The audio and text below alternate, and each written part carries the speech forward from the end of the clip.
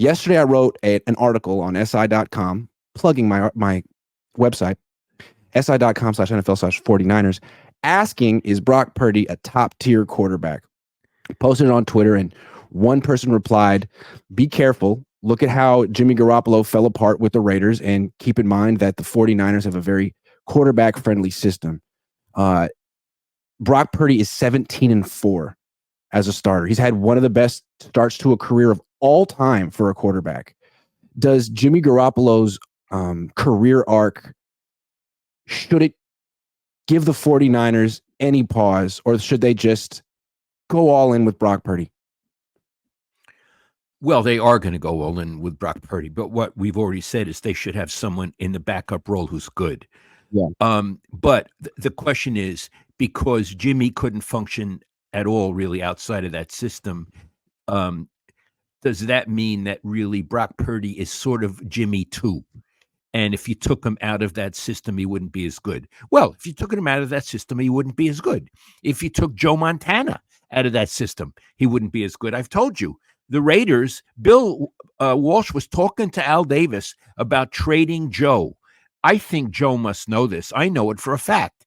And Al Davis said, we don't want Joe. Our wide receivers will outrun his arm. We want Steve Young. Mm-hmm. And Bill said, not on your life. So, of course, Brock Purdy would not function as well outside of the Niners system. But he's a much better quarterback than Jimmy Garoppolo. Much better. And I'm going to say why. He's mobile. Jimmy Garoppolo has the mobility of a refrigerator. He makes very good decisions fast. Jimmy made a lot of bad decisions and made them slow. Mm-hmm.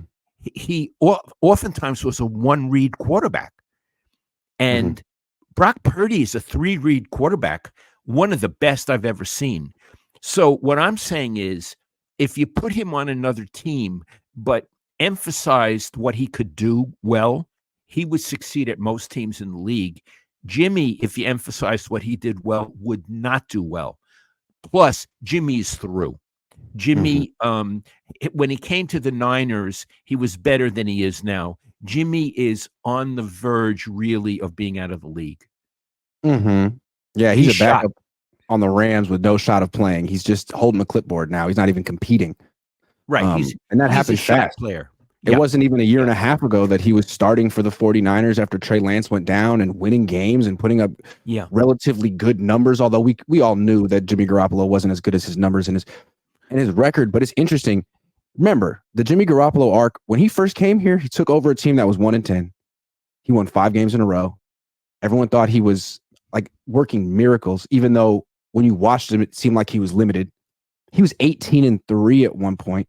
I mean, his arc and Purdy's arc are very similar, except for the fact that they're different quarterbacks. They both had instant success. They both got hurt pretty quickly. They both came back and then went to the Super Bowl and lost it.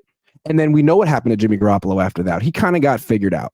The league had seen enough after about a year and a half, and the book on him was pretty sophisticated, and he got a little bit worse and worse and worse and got hurt and hurt and hurt. So I don't know. Is that going to happen to Brock Purdy? I guess we'll find out how he responds from this point on. There's been about 21 games of him on film.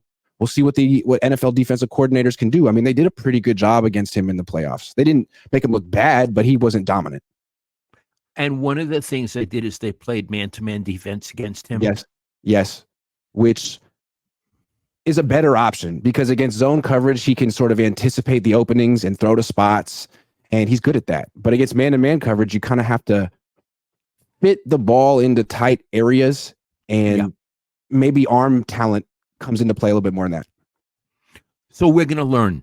Yeah. We're going to learn that whether the league has figured him out and whether he can make Joe Montana could make every throw.